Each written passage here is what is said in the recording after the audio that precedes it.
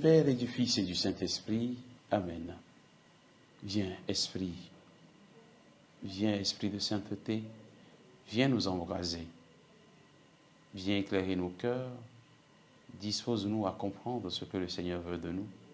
Viens nous défendre contre les tribulations de ce monde et donne-nous la force de continuer la mission que le Seigneur nous donne. Amen.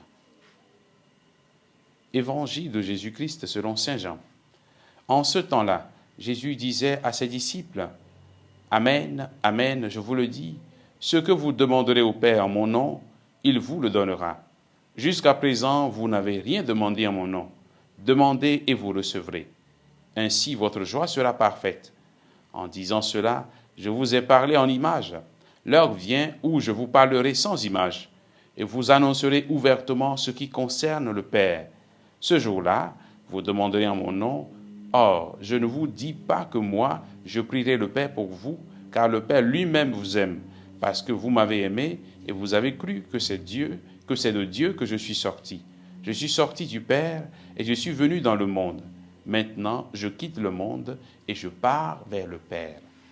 Acclamons la parole de Dieu. Louange à toi, Seigneur Jésus. Bien, chers frères et sœurs en Christ, nous sommes aujourd'hui le samedi 20 mai.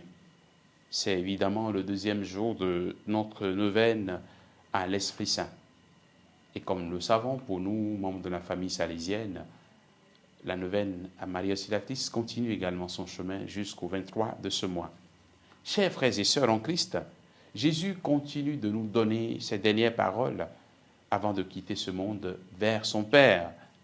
Le Père va exaucer les demandes des disciples, nous dit Jésus. Ce que nous allons demander en son nom au Père, le Père nous l'accordera.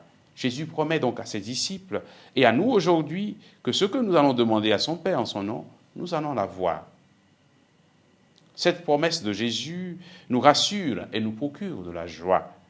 Ce que nous demandons au Père par son Fils nous sera accordé. Évidemment, il nous faut revoir ce que nous demandons et comment nous le demandons. Le premier don fait aux croyants, c'est l'Esprit Saint. Et bien souvent, il nous arrive d'oublier de demander ce premier don.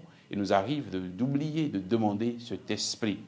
Durant cette neuvaine, continuons de demander constamment au Seigneur la grâce de son Esprit, qu'il nous éclaire, qu'il nous donne la force d'aller de l'avant, qu'il nous donne la grâce du discernement pour distinguer ce qui est bon pour nous, ce qui est conforme au désir de Dieu, et en même temps ce que nous devons fuir, ce qui est mauvais. C'est cet esprit que nous devons demander en premier. Et quand l'esprit nous inonde, nous serons en mesure donc de connaître Dieu. Les disciples et nous aujourd'hui, nous allons désormais comprendre le mystère de l'identité de Jésus, le mystère de qui est Jésus en réalité quand nous demandons l'Esprit Saint, quand nous recevons l'Esprit Saint. Avec la mort et la résurrection de Jésus, les disciples vont entrer dans le mystère et l'intimité de Jésus. C'est l'Esprit qui illumine et qui fait comprendre. Il est l'enseignant qui guide dans la connaissance de Dieu et dans la compréhension de ce mystère. Demandons donc la grâce de l'Esprit Saint pour qu'il nous conduise, pour qu'il nous fasse entrer, pour qu'il nous fasse pénétrer le mystère de Dieu. Que l'Esprit de Dieu nous éclaire, qu'il illumine nos pas et qu'il nous conduise dans ces 9 jours de préparation à la fête de la Pentecôte. Que Dieu nous bénisse au nom du Père et du Fils et du Saint-Esprit. Amen.